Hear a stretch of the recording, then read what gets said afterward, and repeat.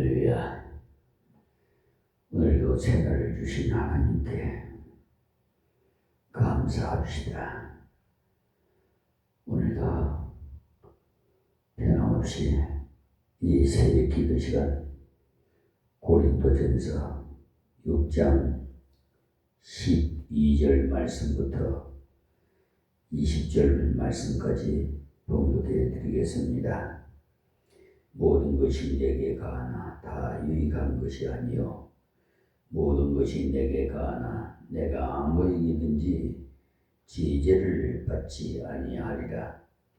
식물은 배를 위하고 배는 식물을 위하나 하나님이 이것저것 다 폐하시리라. 몸은 음란을 위하지 않고 오직 주를 위하여 주를 위하며 주는 몸을 위하시느니라. 하나님이 주를 다시 살리셨고 또한 그의 권능으로 우리를 다시 살리시리라. 너희 몸이 그리스도의 지체인 줄을 알지 못하느냐? 내가 그리스도의 지체를 가지고 장기에 지체를 만들겠느냐? 결코 그럴 수 없느니라. 장기와 합하는 자는 저와 한 몸인 줄을 알지 못하느냐? 일러스되 둘이 한 육체가 된다 하셨나니 주와 합하는 자는 한 영이니라. 음행을 피하라. 사람이 범하는 죄마다 몸 밖에 있거니와 음행하는 자는 자기 몸에서 죄를 범하느니라. 너희 몸은 너희가 하나님께로부터 받은 바 너희 가운데 계신 성령의 전인 줄 알지 못하느냐? 너희는 너희 것이 아니니라. 값으로 산 것이 되었으니 그런즉 너희 몸은 하나님께 영광을 돌리라. 아멘. 여기서 주목해야 할 말씀은 우리의 몸은 우리 것이 아닙니다. 여러분들의 자녀들도 여러분의 자녀가 아니라 하나님의 자녀입니다. 다 주님의 피값으로 우리를 사셨기 때문에 우리는 소유권이 없어요. 무소유자야 됩니다. 근데 모르는 사람들은 자기 것이냐 자기가 노력해가지고 벌은 재산인 줄 알고 떵떵거리는데 사실 몰라서 그래요. 하나님께서 건강 주시지 않고 직장 주시지 않으면 어떻게 재물을 모으겠습니까? 그러니 모든 것이 다 감사해야죠.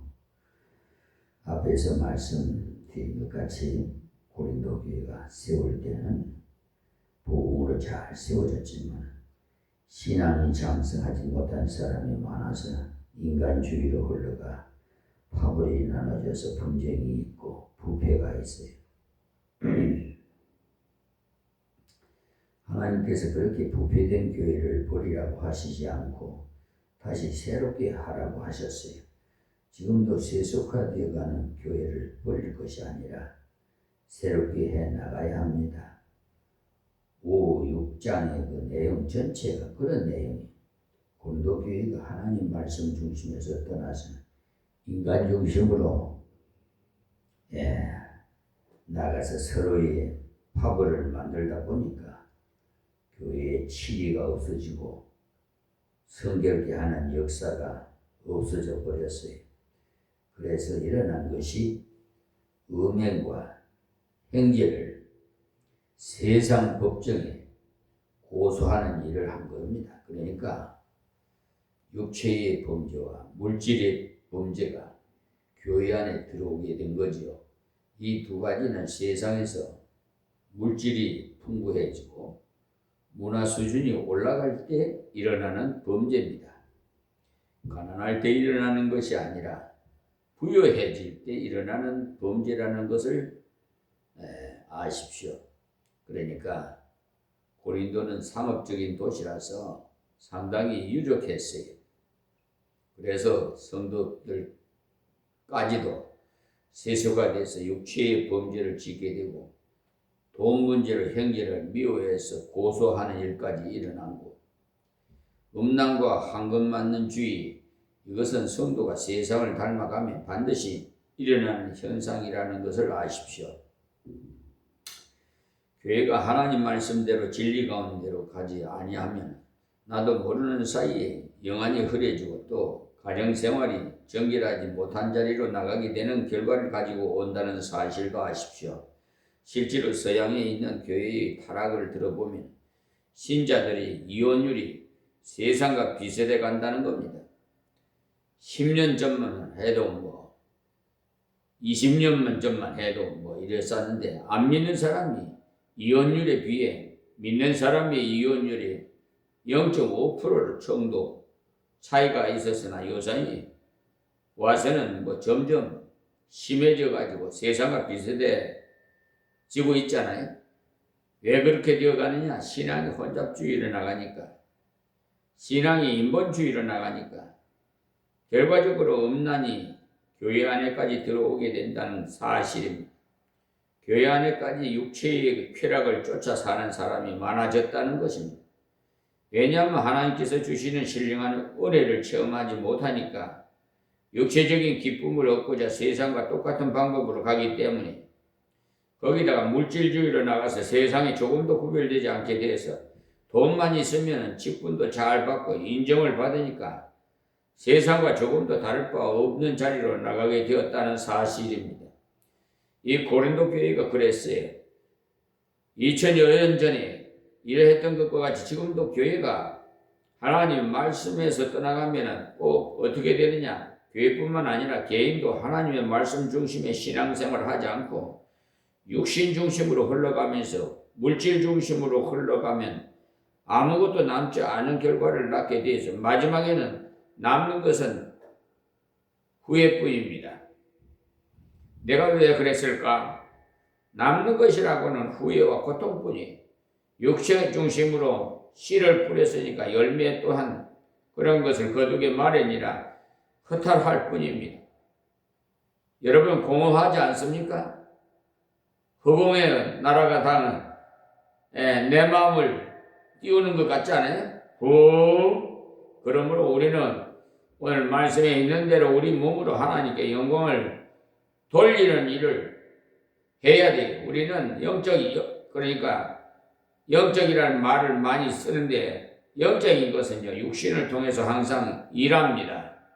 영적인 것도 육신을 통해서 않고는 일할 수 없어요. 기도하는 것도 육신이 나가야 기도할 수 있고 찬송하는 것도 마찬가지. 그래서 결론적인 말씀은 그런즉 너희 몸으로 하나님께 영광을 돌리라 말씀하시잖아요. 그렇게 사는 것만이 후회 없는 삶을 살 수 있는 것입니다.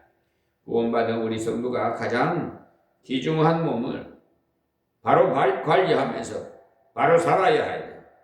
귀중한 것일수록 잘못 다루면 잘못된 영향력이 커요. 그러니까 하나님 말씀을 잘 배워서 우리 몸을 잘 사용하고 하나님께 영광을 돌리면서 우리 자신은 상급에 참여하는 성도가 다 되시기 바랍니다. 이 세상 은행에다 돈 많이 재물 갖다 놔도 다 없어지고 헛되고 써져 날아갈 것뿐이 하늘 곳간에 쌓아야 상금이 있지. 이 세상에 뿌려봤자 아무 소용없어요. 자, 12절 말씀이 모든 것이 내게 가하나 다 유익한 것이 아니요 했는데 우리가 예수님을 믿고 자유함을 얻었어요. 죄에서 자유하고 사단에 대해서 자유하고 우리는 결코 망하지 않습니다. 속함을 받은 백성은 망하지 않도다는 찬송가의 가사와 같이 190장에 찬송가 나오지요. 예수 그리스도의 십자가 부활을 진정 믿는 사람은 절대로 망하지 않습니다. 그런데 이와 같은 자유함에 대한 말을 듣고도 실현치 않으면 다음에 잘못된 생각을 하는 사람이 있어서 타이레. 이제부터는 마음대로 살아도 망하지 않겠구나 하고 제멋대로 살아간다고 문제가 큰 것이. 그래서 하나님의 은혜로 구원받았으니 이제 우리 몸은 절제하고 물질도 절제하고 시간도 절제하고 하나님 말씀대로 살아보자고 강조를 하면은, 목사님 뭐 TV 좀 본다고 그것이 죄라고 할 수 있습니까? 또 극장 좀 간다고 그것이 죄가 됩니까? 하는 분도 있어요. 저는 십자가 지라고 한 후부터는 극장을 모릅니다. 나는 한 번도 가보지도 못했어요. 갈 시간도 없고요. 죄냐 죄가 아니냐는 따질 것이 아니고 유익한가를 보자는 거예요. 죄가 아니라면 무엇이라도 해보고 싶어서 그러는 모양인데, 그러나 죄냐 아니냐 그 정도는 넘어가야 합니다. 이것이 유익한가 아닌가를 살펴야지. 그것도 조금 잘한 것이죠. 그리고 궁극적으로 하나님께 영광을 돌릴 수 있느냐, 이걸 살펴야 합당한 겁니다. 아이를 키우는 부모라면 잘 알겠습니다. 아이에게 유익한 것이 무엇인지를 말입니다. 그러니까 유익하지 않다는 것을 알고는 잘 안 줍니다. 몸 버리고 습관 버린다 해서 웬만큼 울어도 규모 있는 부모라면 제재를 합니다. 그러나 되는 대로 사는 사람은 울기만 하면 되는 대로 돈을 주고 맙니다. 이것은 그 아이를 유익되게 하는 것이 아니라 아이를 방치해 버리는 것이니 얼마나 어리석은 짓입니까? 사도 바울이 말하기를 모든 것이 내게 가하나 다 유익한 것이 아니다라고 했지 않습니까? 성도는요, 그리스도 안에서 자유함이 있습니다. 그러나 그 자유함을 왜 주셨는지 갈라디아서를 찾아봅시다. 갈라디아서 5장 13절에 보시면, 형제들아 너희가 자유를 위하여 부르심을 입었으나 그 자유를 육체의 기회를 삼지 말고 오직 사랑으로 서로 종노릇하라고 하셨어요. 종이란 개념은요, 주인에게 매였다는 것인데, 여기서는 사랑으로 종노릇 하라 했으니까 억지로 강압에 의해서 할 수 없어서 하는 것이 아니라 주님의 사랑에 감격해서, 주님의 은혜에 감격해서 이제는 주님 기뻐하시는 대로 살겠습니다 하는 그런 자세로 서로 밀어주고 서로 도와주라는 겁니다. 한마디로 서로 유익되게 하라, 이 말씀이. 우리가 죄가 아니라고 해서 함부로 행하면 안 돼요. 바울 사도가 자기에게 말하기를 내가 예수님의 십자가를 믿어서 생명을 얻었고 자유를 얻었다. 그러나 자유롭게 할 수 있다고 다 유익한 것이 아니다라고 했잖아요. 우리가 모든 것을 다 먹을 수 있습니다. 그러나 다 유익한 것은 아니에요. 하나님께서 우리 몸에 유익한 것만 먹기를 바라십니다. 왜냐하면 우리가 너무나 귀중한 존재이기 때문에. 남의 집 아이라면 그러지 않겠지만 자기 집 자식은 그렇게 버려두지 않습니다. 하나님께서 우리를 적자처럼 사랑하시기 때문에 이 말씀을 주신 거예요. 자유하나 그 유익한 것이 아니니 절제를 하라는 거예요. 죄가 아니냐를 살필 것이 아니라 이것이 내가 유익하며 하나님께 영광이 되겠는가, 주님의 교회에 유익한가를 생각해 보라는 것입니다. 어떤 행동을 하기 전에, 어떤 말을 하기 전에 분별을 해 보시기 바랍니다. 내가 이렇게 하면은 하나님의 교회에 덕이 될까? 하나님께서 기뻐하실까? 형제에게 유익할까? 내 자신에게도 유익할까? 그런 것을 생각하면서 한다면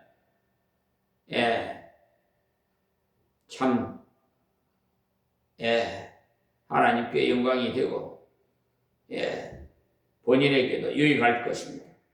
모든 것이 내가 아무에게든지 제재를 받지 아니하리라, 이 말씀은 사도 바울이 아무에게도 제재를 받지 않는다고 했어요. 그러나 하나님께는 제재를 받습니다. 그리고 스스로 제재를 합니다. 진짜 자유는 스스로 절제를 할 줄 아는 것인데 우리 한국 백성은 꼭 순경이 더 있어야 차도 조용하게 몰고 횡단보도도 바로 건너는데 순경만 없으면 확 지나가는 사람이 많아요. 그런 질서는 순경을 위해서 지켜야 하는 것이 아니라 나 자신을 유익되게 하려고 지키는 거예요. 그런데도 이상하게 순경이 있나 없나, 즉 경찰이 있나 없나 그걸 살피는 것을 보면 진정한 자유를 감당 못한 자들이라는 거예요. 자유 하면서도 어딘지 모르게 좀 누르는 스타일을 은근히 좋아하는 것 같아요. 하나님께서 우리에게 마음껏 누릴 자유를 주셨어요. 그래서 아무에게도 제재를 받지 않아도 됩니다. 즉 스스로 살펴서 살아라는 것. 그러기 위해서 스스로 말씀을 읽고 자기를 살피고 하나님 앞에서 바르게 살기 위해서 절제함으로 자유를 누리시기 바랍니다. 왜 이 말씀을 하느냐 하면 고린도 형제 중에 몸을 함부로 사용해가지고 몸을 망치는 사람이 있었기 때문에 그래요. 그러니까 전에도 말씀드렸습니다만 내 몸이 내 것이 아니에요. 하나님의 전이라고 해서 성전이래. 그러니까 잘 건강도 보양해야 돼요. 그리고 학대하지 말고 자살하면 그거는 뭐 더 이상 성 밖에 던져질 거니까 뭐 그거는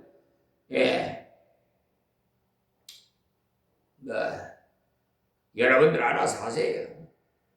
자 13절이요.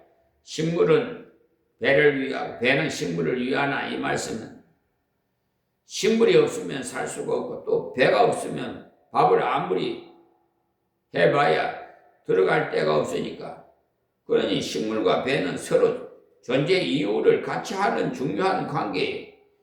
그러니까 서로가 잘 조절할 바라는 거예요. 식물을 적당히 먹어야지 과식하는 것도 죄라는 것을 아십시오. 다른 사람이 돈 낸다고 몇 인분씩 먹으면 안 돼요. 과식도 낭비고 낭비도 죄라는 사실 아세요? 한 번씩 초청받아서 가보면 음식을 너무 여러 가지 하고 너무 많이 하는 것 같습니다. 우리 민의 사람은요, 이런 것부터 고쳐나가야 돼요. 푸짐한 것이 좋다 하면서 기분이야 좋을지 모르겠습니다만 유익하지는 않다는 사실 아세요? 음식을 적당하게 차려야 만만한 마음으로 먹을 수 있지. 상다리가 휘청거릴 정도로 대접하면 돈이 너무 많이 들었겠다 싶어서 개운치가 않잖아요. 부담이 가잖아요. 그런 것에서 절제해야 어려운 사람을 돌볼 여력이 있지요. 음식은 그렇게 푸짐하게 차리면서 어려운 사람에게는 인색하니 참으로 마음이 아픕니다. 식물은 배를 위하고 배는 식물을 위한 하나님이 이것저것 다 표하시리라 그랬어요. 하나님께서 결국은 안 먹어도 되는 것으로 인도하신다 이 말이에요. 예수님 부활하심으로 잡수셔도 괜찮고 안 잡수셔도 배고프지 않고 식물을 완전히 초월하셨죠. 하나님께서 이것저것을 폐하라고 말씀을 바로 우리도 먹는 것이 필요 없는 그런 날이 온다는 것을 말씀한 거예요. 예수님 다시 오실 때 죽은 자는 부활하고 살아있는 사람은 영광스러운 그 몸으로 변화받기 때문에 식물을 요구하는 몸이 아니라는 것을 아십시오. 그날에는 주님과 함께 있기 때문에 주님이 우리와 영육을 유지하는 근원이 된다는 사실을 아세요. 이것저것은 폐활이라는 말씀, 영원히 있을 것이 아니니까 영원히 있을 것을 위해서 살 것이지 물질을 위해서만 살지 말고 배를 위해서만도 살지 말아라는 거예요. 하나님의 위에서 말씀 순종하면서 사는 것이 가치 있는 삶이라는 것을 아십시오. 어떤 사람은 배가 하나님이라 그래서 안 된다는 거예요. 또 몸은 음란을 위하지 않고 했는데 그때는요. 배는 식물을 위하고 식물은 배를 위하는 몸을 즐기라고 있다는 말을 하는 사람이 있었다는 겁니다.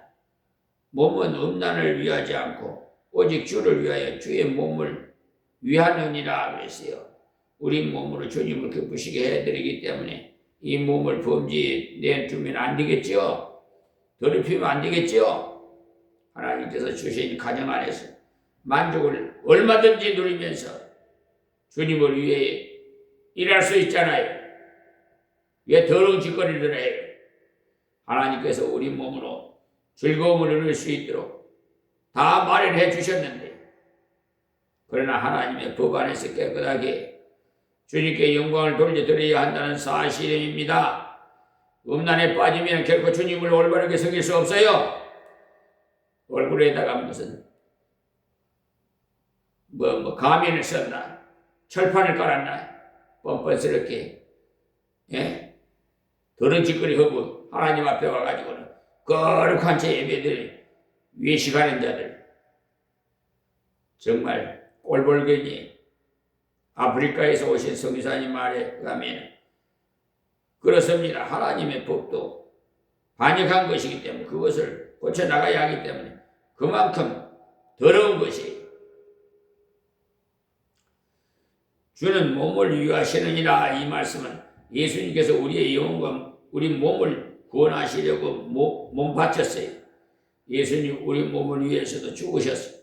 그러니 우리 몸은 절대로 천대하면 안 돼요.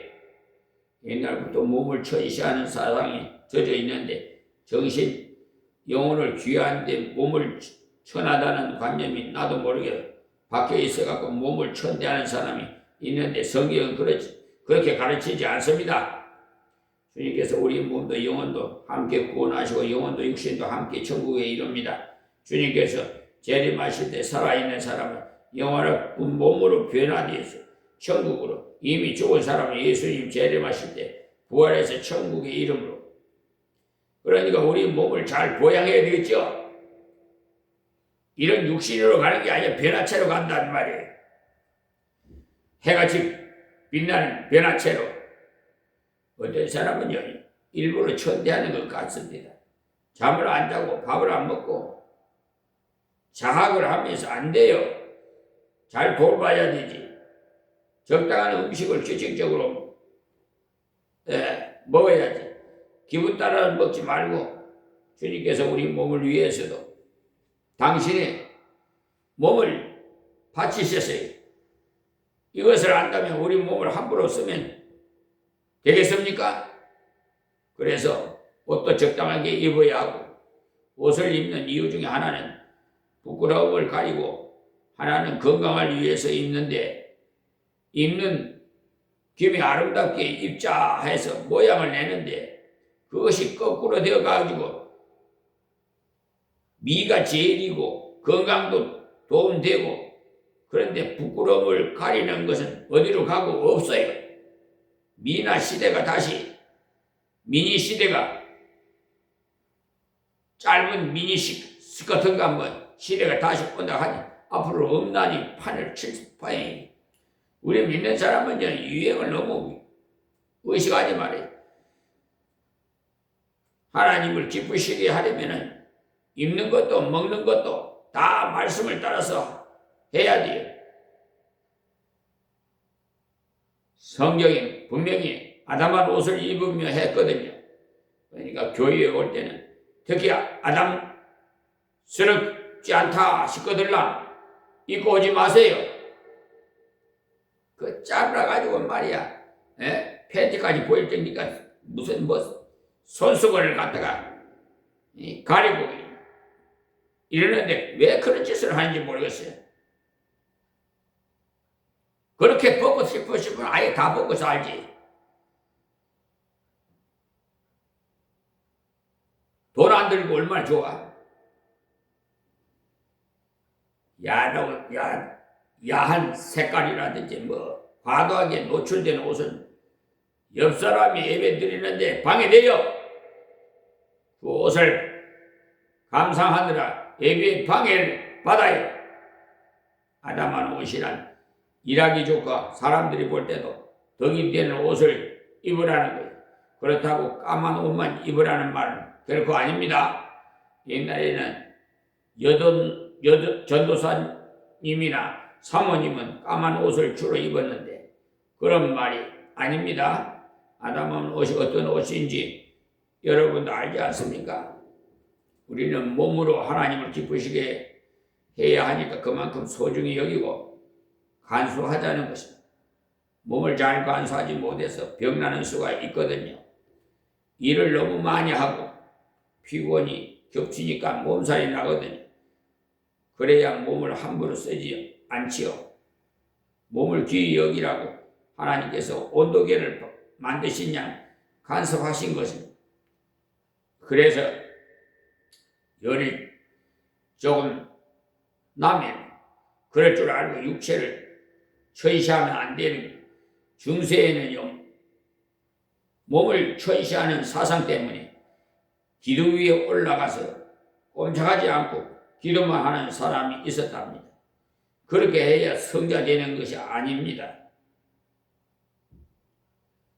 그것은 몸을 고생시키는 것이지 하나님께서 우리로 고생하기를 원하시는 것이 아니에요. 고생이 닥치면 이겨나가기를 바라시지만 고생을 찾아서 하는 것은 원하지 않아요. 주는 몸을 위하시느니라 말씀하셨어요. 우리 몸이 건강하고 하나님 나라에 바로 쓰여지기를 바라십니다. 왜냐하면 몸을 위해서도 주님이 죽으셨기 때문에. 14절에 하나님이 주를 다시 살리셨고 또한 그 권능으로 우리를 다시 살리시리라. 이 말씀은 우리 몸을 완전히 게 하시는 날이 온다, 이 말씀입니다. 지금은 몸이 우리 뜻대로 따라주지 않을 때가 많지요. 기도하려고 하는데 졸음이 오고 잘 따라주지 않지요. 그럴 때는 쳐서 복종시켜야 돼요. 그렇다고 괴롭히라는 말은 아닙니다. 규모 있게 잘 절제하라는 말이에요. 그것이 쳐서 복종시키는 겁니다. 하나님이 주를 살리셨고 또한 그 권능으로 우리를 다시 살리시리라. 마지막 날에 우리 육체를 반드시 살리십니다.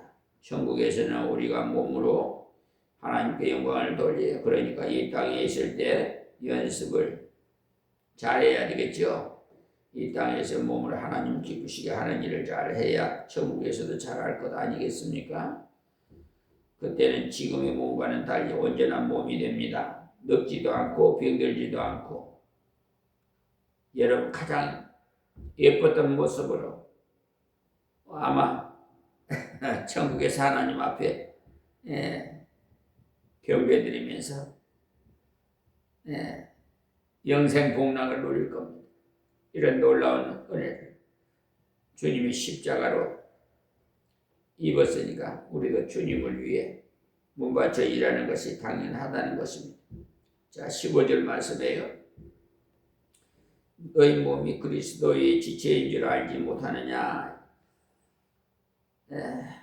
교회를 가리켜서 그리스도의 몸이라고 했는데 교회란 이 건물이 아닙니다. 이 건물은 예배당이고 교회라는 것은 성도들이 모임을 말하는 겁니다. 그래서 가정에 성도가 모여 예배를 드린다면 그것도 역시 작은 교회입니다. 왜 그러냐 하면은 성도 한 사람 한 사람이 성령을 모셨으므로 성전입니다. 성도들이 많이 모인 교회는 확대 성전이라 그래서 그리스도의 몸이라고 합니다. 교회의 머리는 예수님이시니까 이 몸은 머리이신 예수님에게 순종을 잘해야 진짜 가치 있는 몸이죠. 머리는 거짓을 그러니까 저것을 잡아라고 하는데 벌벌 떨어서 못 잡는 것은 병든 몸이라 중풍이라 골치 아픈 병 아닙니까? 예수님께서 너희 몸으로 교회 열심히 나오느라 하시는데 교회 가는 것이 왜 이리 힘들고 하는 것이 바로 병든 몸이라. 죽은 몸은 아닙니다. 이것을 알고 주님께 기도해야 돼요. 너희 몸이 그리스도의 지체인 줄 알지 못하느냐.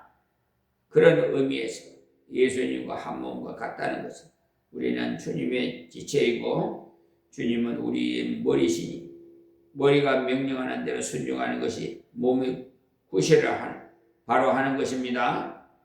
내가 그리스도의 지체를 가지고 창기의 지체를 만들겠느냐? 결코 그럴 수 없느니라. 예수님의 명령을 들어야 할 이 지체를 가지고 어찌 음란에 빠져서 창기처럼 되겠습니까? 우리는 주님의 지체인 거로 절대로 음행의 죄를 저지를 수가 없습니다. 그런 짓은 주님을 아주 멸시하는 짓이기 때문에 우리 몸을 죄 짓는 데 쓰면 그야말로 주님께 큰 책망을 받을 겁니다. 주님 마음을 계속 아프게 해드리면 죄가 되겠습니다. 자, 16절 말씀에 창기와 합하는 자는 저와 한 몸인 줄 알지 못하느냐? 내가 그리스도의 지체를 가지고 창기의 지체를 만들겠느냐? 일러스되 둘이 한 육체가 된다 하셨느니라. 결혼의 신비, 남자와 여자가 부모를 따라서 한 몸을 이루는 것이 결혼입니다. 하나님께서 짝지어 주신 걸 사람이 나누지 못할지니라고 하셨어요. 그런데 결혼 밖에서 음행을 행하는 것은 바로 창기 취급을 받아도 마땅합니다. 성경이 거하시는 몸을 가지고 창기 짓을 한다면 그야말로 더러운 짓거리죠. 자, 17절 말씀에 주와 합하는 자는 한 영이니라. 예수 그리스도를 순종해서 그리스도 안에서 사는 것은 한 영이라. 우리는 성령을 모시기 때문에 주님과 일치가 된 겁니다. 영혼과 육체가 주님과 일치로서 주님의 한 요소가 되었으니까 주님의 소유가 되었으니 우리 몸도 우리 영혼도 바로 바르게 써야 마땅합니다. 내 마음대로 쓰면 안 돼요. 내 몸이라고 내 마음대로 쓰면 그거는 내 몸이 아니라니까 하나님 것이지. 18절 말씀에 음행을 피하라. 사탄을 대적하고 했지만 음행을 피하라고 했어요. 나는 은혜를 충만히 받은 사람이라 어떤 곳에 가도 괜찮아. 이런 말을 하는 사람이 있는데 그런 것이 아닙니다. 이 죄는 면역성이 없는 죄라서 아무리 큰 소리 쳐도 면역성이 없는 죄나 성병이 면역성이 없다는데 하나님께서 그렇게 하신 것 같아요. 다른 병은요 면역성이 있어서 한번 앓고 나면 잘 안 걸리는데 성병은요 면역성이 없어요. 면역성이 없다 하는데 드디어 면역성이 완전히 없어지는 에이즈까지 나왔으니 하나님께서 실물 교수로 허용하신 병이죠. 얼마나 무서운 병입니까? 이 병이 어떻게 왔습니까? 몸을 함부로 하니까 하나님께서 그 몸을 멸하시는 거예요. 스스로 몸을 천대하니까 몸을 망가지게 내버려 두시는 거예요. 사진을 보니까 얼마나 처참합니까? 그래서 음행을 피하라고 하십니다. 우리가 아는 대로 요셉이 이 말씀을 철저히 순종해서 그 범죄에 빠지지 않았지 않습니까? 요셉이 나는 믿음이 좋으니까 끝까지 버틸 수 있다 하지 않고 도망갔어요. 죄를 덮었든 말든 도망을 갔어요. 이 죄에 빠지지 않으려면 멀리하는 것이 상책이에요. 나쁜 책을 들여다보면서 거룩한 생활을 하려고 해보십시오. 아무리 애써봐야 안 돼요. 그런 것을 멀리해야 거룩한 생활을 유지할 수 있어요. 절제 없이는 이 음란한 세대를 이길 수 없어요. 소돔과 고모라가 멀리 있는 것이 아니에요. 우리가 살고 있는 이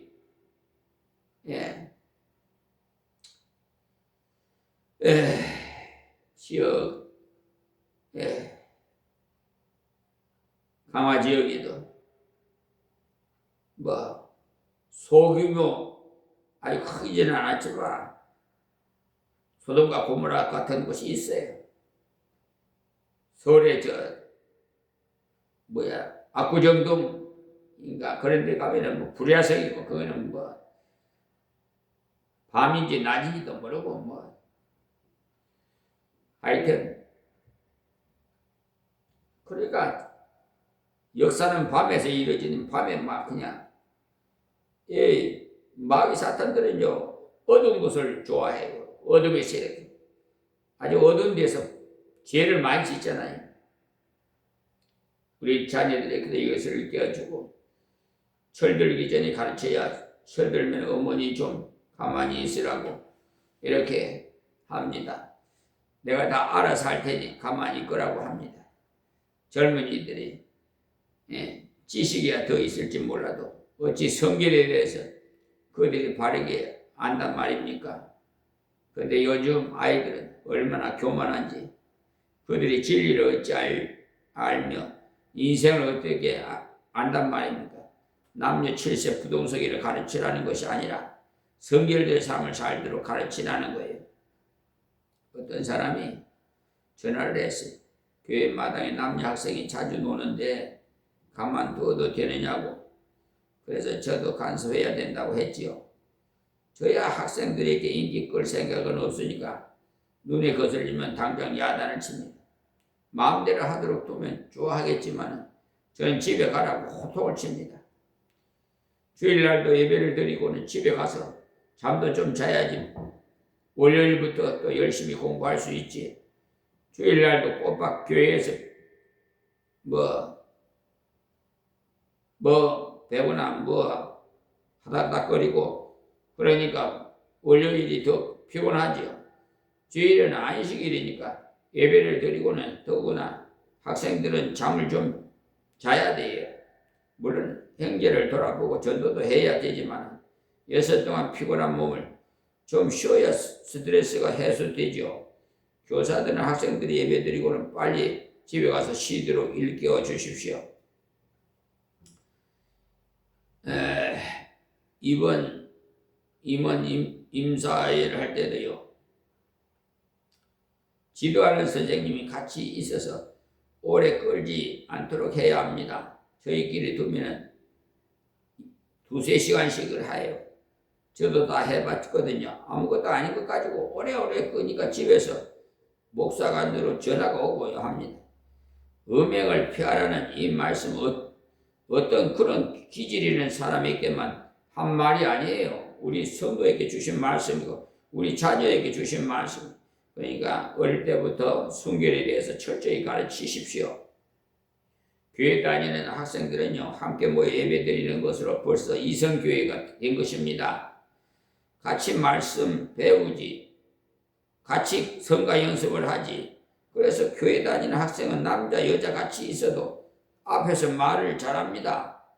교회에서 봤거든요. 제가 다 인생 노하우로 말씀문을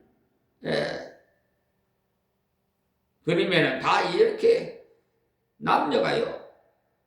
이렇게 만나게 되면은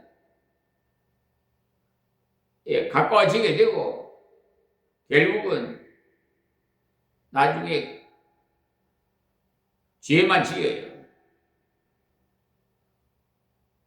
성경에는 결혼하고 사랑한 것이 나와 있는데 이삭이 리브가와 결혼한 후에 사랑했다고 나와 있는데 이 사이는 사랑해 보고 결혼하려고 합니다. 연애할 때는 눈이 멀어서 알아본들 다 좋게 보이지. 어떡합니까? 그러니까 기도하고 하나님께 맡기는 것이 제일 안전해요. 이삭이 결혼을 위해서 기도를 준비했고 아버지 역시 아들의 결혼을 위해서 기도했고 중매인도 기도했어요. 중매인이 처녀를 구하기 위해 주인이 가라는 곳에 도착하고는 하나님께 기도하기를 하나님 아버지 저 우물에 처녀가 나오면 무조건 물을 좀 달라고 할 테니까 그 처녀가 물을 주면 또 약대에게도 주면 하나님께서 주인 도련님을 위해 주시는 처녀인 줄 알겠습니다 했는데 어떻게 보면 이 기도는요 어거지 같은 기도 같아요. 그런데 약대가 물을 얼마나 많이 먹는데도 약대 한 마리가 물을 2바퀴에서 좀 이상을 먹어요. 그런 약대를 10피를 몰고 갔는데 어떤 어리석은 여자가 그렇게 하겠습니까? 그만큼 어려운 것을 걸었다는 거죠. 왜냐하면 분명한 표적을 보기 위해서 말이에요. 간절히 기도하는데 아직 기도를 마치지도 못하여 처녀가 물길로 왔어. 무조건 가서 물 한 모금 달라고 하니까 예 잡수소서 하고는 내가 약대를 위해서도 기르리까 하고는 막 길러다 주거든요. 하나님이 뽑아주셨다는 말이죠. 나중에 보니까 이 처녀야말로 적당한 배필이라 얼굴이 아름답고 아주 건강해. 물을 약대에게 다 길러다 먹였으니까 얼마나 건강한 처녀입니까? 만약에 몸이 건강하지 못하면 그거 어떻게 하겠어요? 힘들어서. 그러니까 거기다가 남자를 알지 못하였더라고 했으니까 순결한 처녀라는 거기에 다 성격이 아주 활발했어. 이삭은요 여성적이라서 좀 활발한 여자와 결혼을 해야 하는데 이 리브가가 꼭 맞는 배필이라 그리고 믿음이 좋았어요. 참 하나님께서는 그렇게 짝을 지어줘요. 한 사람이 성품이 좀 여성적이면 한 사람은 남성적인 성격을 가지게끔 좋아하는 일이게끔 다 하나님께서 짝을 다 지어주시니까 여러분이 고르려고 하지 마시고 하나님께 기도하세요. 예. 네가 가겠느냐 하니까 가겠나이다. 당장 가겠다는 것 아니겠어? 그러니까 벌써 배필은 하나님께서 여호와 일에 다 준비해 놓습니다. 예, 당장 가겠다는 게 참 이 종이 너무나도 순적이 처녀를 만났기 때문에 주인에게 빨리 알리고 싶어서 이튿날 떠나려고 하니까 처녀 오라비가 청혼에 응했다고 해서 어떻게 금방 데리고 가려고 하느냐 하니까 이 종은 얼른 주인에게 알리고 싶은 마음에 그래도 간다고 하니까 그 오라비가 그렇다면은 본인이 어떻게 여기 있는지 물어보라고 함으로써 불러서 당장 가려고 하는데 가겠느냐 물으니까 당장에 가겠나이다 했으니 그야말로 결단성이 있는 믿음이 있었어요. 얼마나 좋은 처녀를 만났습니까? 인물 좋지요, 성결하지요, 믿음 좋지요, 건강하지요, 성격 좋지요, 다 좋았어요. 결혼 위해 기도했더니 하나님께서 다 아시고 가장 합당한 배필을 준비하셨다는 거예요.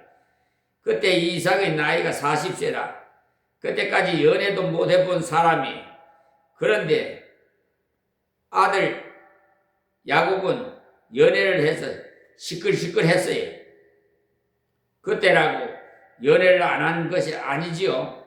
그러나 한 사람은 경건하게 한 사람은 그렇지 않았어요. 야곱은 마누라가 4명이나 되어서 그로 인해서 집안이 편치 않았지요. 동생을 팔아먹고 이북 동생이라서 서로 미워하고 팔아먹는 것입니다. 그러니 하나님 뜻대로 결혼을 안 하면 가정이 편치 않다는 사실을 아십시오. 그 다음 18절 말씀에 음행을 피하라. 사람이 범하는 죄마다 몸 밖에 있거니와 음행하는 자는 자기 몸에서 죄를 범하느니라. 최고 어리석다는 것이요 자기 몸을 망치는 짓이라는 거예요. 그래도 음행하는 사람의 말로 끝을 보면은 몸도 형편없이 고장이 나서 망가지는 것을 보는데 자기 몸에서 짓는 죄가 그만큼 심각하다는 겁니다. 몸 안에 있는 죄는 짓는 죄라서 다른 사람은 모르지만 하나님은 다 아세요. 자, 19절에 너희 몸은 너희가 하나님께로부터 받은 바 너희 가운데 계신 성령의 전인 줄을 알지 못하느냐? 너희는 너희 것이 아니라. 그래서 성령의 전이니 성령이 인도하시는 대로 살아야 되지 않겠습니까? 자, 20절에요. 값으로 산 것이 되었으니 그런즉 너희 몸으로 하나님께 영광을 돌리라. 우리 몸을 예수님께서 보혈로 사셨다는 사실입니다. 그 때문에 우리 몸을 바르게 써야 돼요. 죄 짓는 것은 다 몸을 잘못 써서 짓습니다. 로마서 3장 11절에서 18절까지를 보시면 죄 이름이 쭉 나오는데 이 죄들을 보면 우리가 우리 몸을 어떻게 사용해야 하나님이 기뻐하시는지를 알 수가 있어요.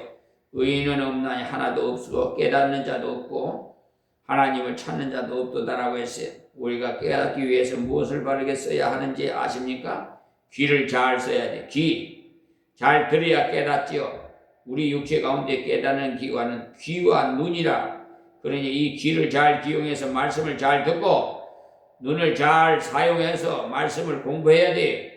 다 치우쳐 한 가지로 무익하게 되고라는 말씀은 못 깨달으니까 자기 감정대로 가버렸다는 말씀이, 예수의 복음을 모르면 한 사람도 예의 없이 다 예외 없이 치우쳐졌다는 거예요.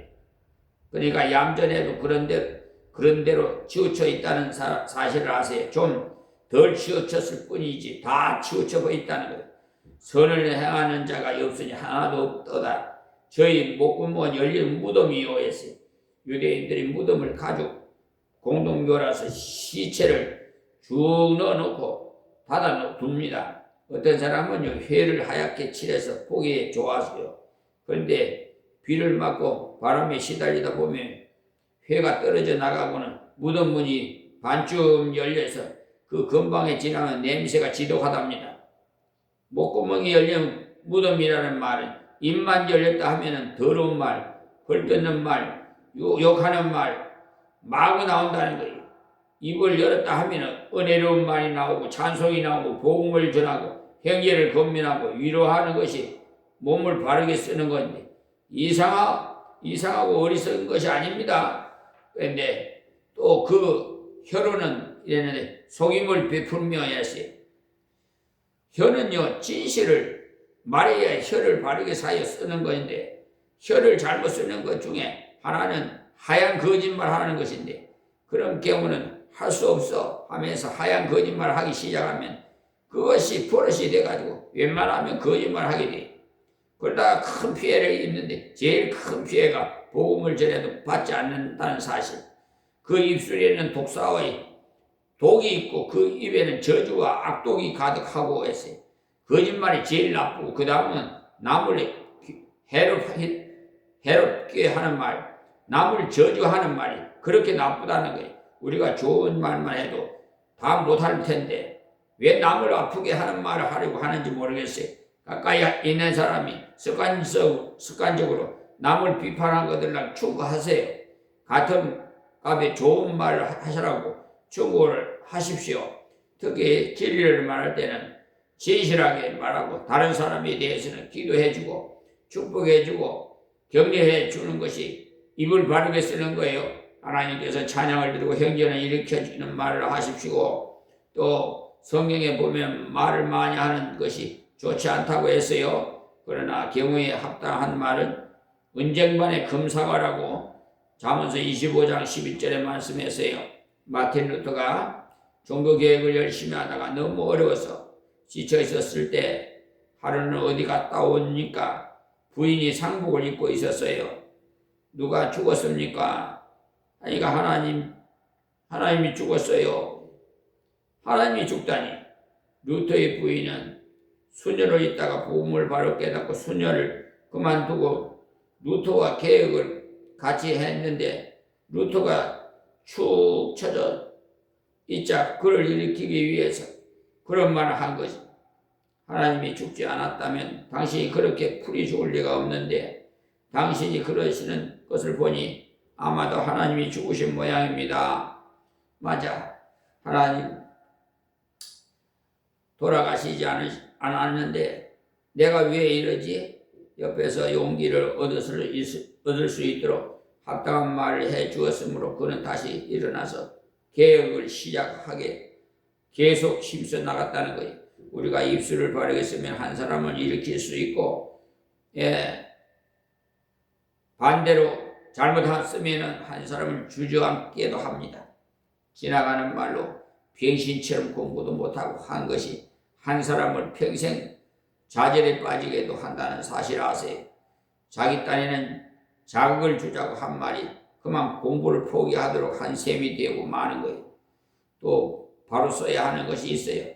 그 발은 피 흘리는데 빠른지라 그랬어요. 이 발은요 행동이 대표. 발로 남을 괴롭히는 짓을 한다는 거예요. 우리 이 발을 가지고 살리기를 힘쓰자는 거예요. 나가서 전도하고 나가서 인도하고 이렇게 하는 것이 하나님의 영광을 위해서 사는 발입니다. 그리고 다른 사람에게 나누기 위해서 열심히 일해야 돼요. 부지런하지 않으면 줄 것이 없잖아요. 발을 잘못 쓰니까 파멸과 고생이 그 길에 있어 평강의 길을 알지 못하였고 했어요. 남을 괴롭히면 자기도 평강이 없어요. 항상 불안에 떨어요. 남을 도와주고 일으켜주는 사람은 다른 것이 없다 하더라도 그 마음은 평강으로 가득합니다. 그러니까 사는 맛이 있죠. 우리가 하나님을 위해서 몸을 바르게 써야 합니다. 몸은 바르게 쓰지 않으면 세대가 악해서 저절로 악한 쪽으로 가게 돼요. 예.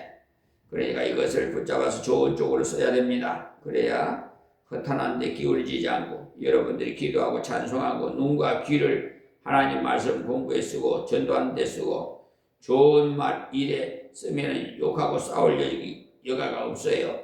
그렇지 않으면 괜히 썩날 일이 생기고 그래서 툭툭거린 것이 버릇이 되어 좋은 말을 못하는 사람이 되어버려요. 어떤 날은 성날일 뿐인데 그렇습니까? 내 육체를 잘못 쓰니까 이 도구가 그런 길로 같이 길이 든 것입니다. 그러나 오늘 배운 말씀을 따라서 우리 몸을 하나님의 영광을 위해서 살면 먼저 자기 자신에게 큰 복이 돼요. 잘못 쓰면 큰 해가 되는 것이고요. 반면에 옳게 쓰면 큰 평강이 있다는 것을 아십시오. 입을 잘못 쓰면 냄새가 나나 바르게 쓰면 남을 일으킨다는 것을 또 아시고요. 오늘 이 새벽 말씀에 특히 잊어서는 안 되는 것은요. 육신을 천시하는 사상을 버리시기 바랍니다. 몸을 가지고 하나님의 일을 하니까 몸을 잘 관리하시기 바라고 관리만 하면 또 곤란해요. 옷이나 챙기고 화장이나 할 테니까 말이지요. 일을 해야지 챙기기만 하면 안 돼요. 몸으로 일해서 하나님께 영광을 돌리면서 현모양처한 부인이 되시고 가정이 되고 있어. 정말 아름다운 행복한 가정들이 되기를 주의 이름으로 축원하면서 말씀을 맺겠습니다. 하나님 감사하고 고맙습니다.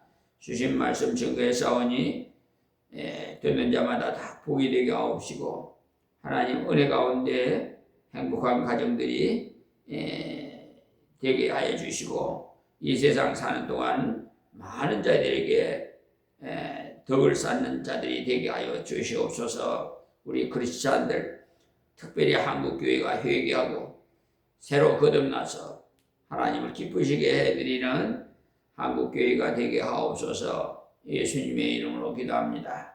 아멘.